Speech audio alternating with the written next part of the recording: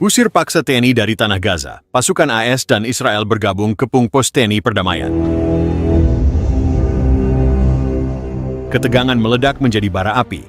Di tengah upaya menjaga stabilitas dan perdamaian di jalur Gaza, satuan TNI yang tergabung dalam pasukan perdamaian Indonesia menjadi sasaran serangan brutal pasukan gabungan Amerika Serikat dan Israel. Namun TNI tak tinggal diam. Serangan mendadak itu justru memantik perlawanan paling garang yang pernah dilihat kawasan tersebut. Pukul 03.40 dini, hari waktu Gaza, ketenangan yang menyelimuti pos utama TNI di Khan Yunis pecah oleh desingan rudal dan gempuran artileri. Pasukan gabungan AS dan IDF, Israel Defense Forces, melancarkan serangan udara kilat, diikuti oleh serangan darat dari Satuan Gabungan Marinir Aurlowas dan Brigade Golani Israel. Target mereka jelas, menghancurkan keberadaan militer Indonesia yang dinilai telah mengganggu supremasi militer Barat di Gaza.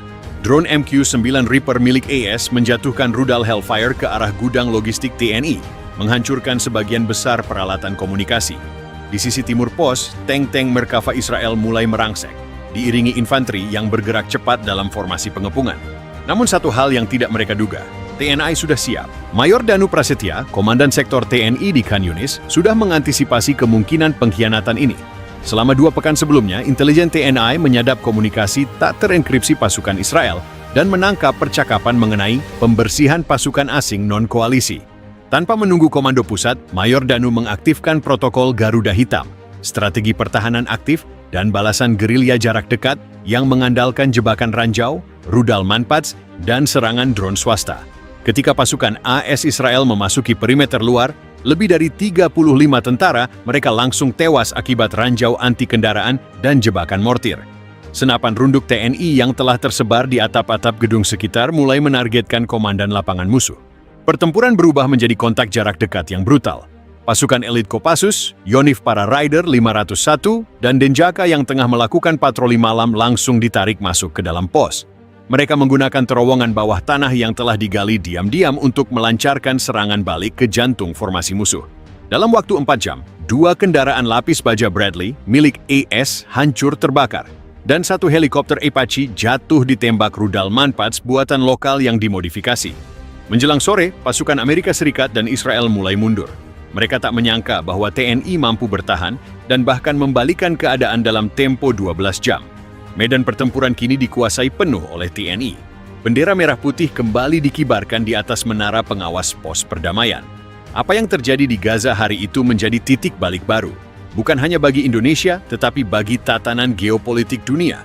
TNI yang selama ini dikenal sebagai penjaga perdamaian, kini menunjukkan taringnya sebagai kekuatan militer yang tidak dapat dianggap remeh, bahkan oleh 2 kekuatan militer terbesar di dunia.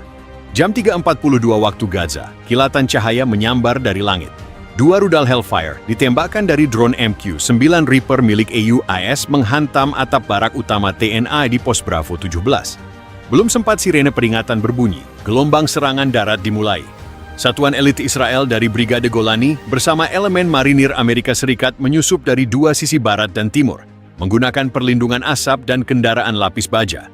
Serangan ini mengandalkan kecepatan dan kebrutalan. Taktik shock and awe membuat musuh lumpuh sebelum bisa melawan.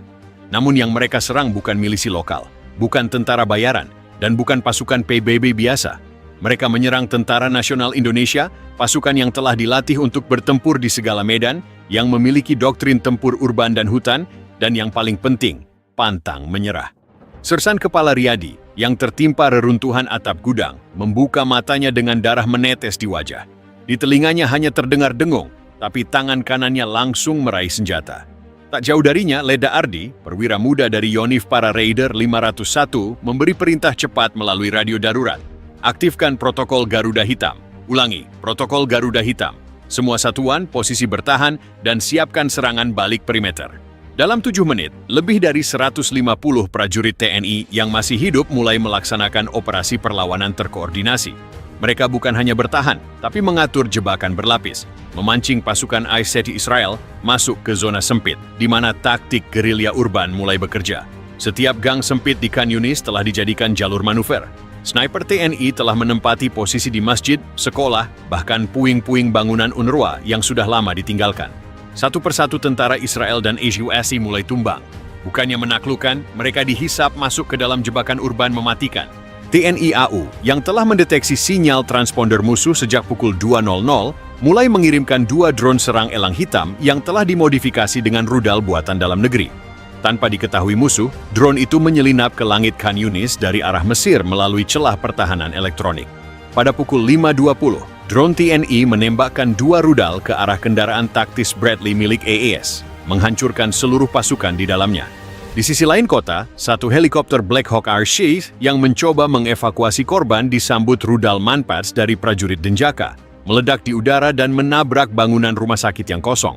Untuk pertama kalinya sejak invasi dimulai, pasukan gabungan Amerika Serikat Israel mengalami kemunduran cepat.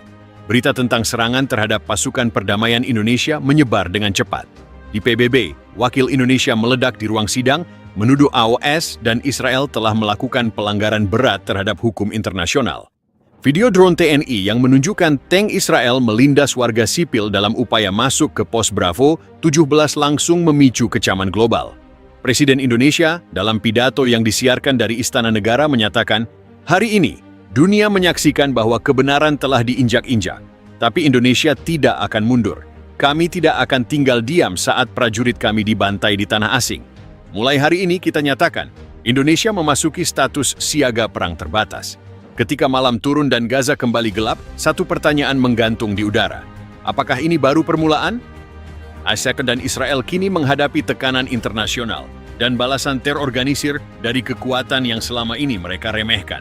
Indonesia, dengan pasukan perdamaian yang berubah menjadi palu perlawanan, kini memimpin narasi global tentang martabat, kehormatan, dan kemerdekaan sejati. Namun pukul 4 Maret waktu Gaza, neraka jatuh dari langit.